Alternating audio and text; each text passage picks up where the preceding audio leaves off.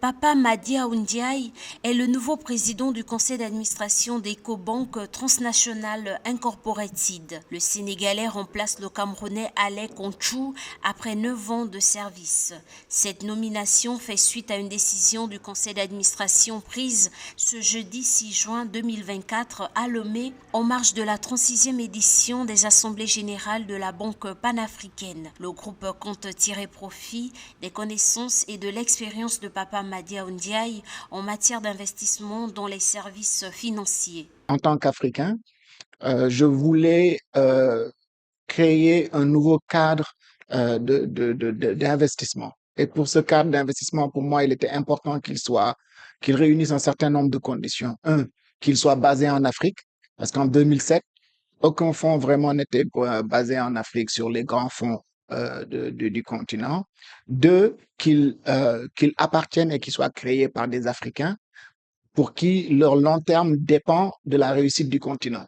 Papa Madia Ndiaye assumait jusqu'à sa nomination à Ecobank les responsabilités de président-directeur général d'Afig Found, un fonds de capital investissement. Avant de fonder Afig Found, il avait été directeur des investissements chez Emerging Market Partnership à Washington.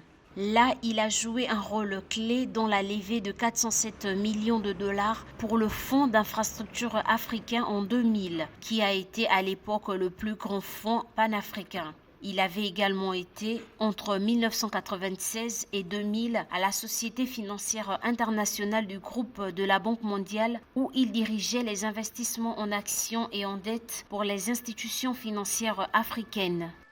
Et c'est vrai qu'il y a encore toujours mieux à faire, mais sur le plan de la gouvernance et de la régulation, le cadre dans lequel nous évoluons a énormément progressé.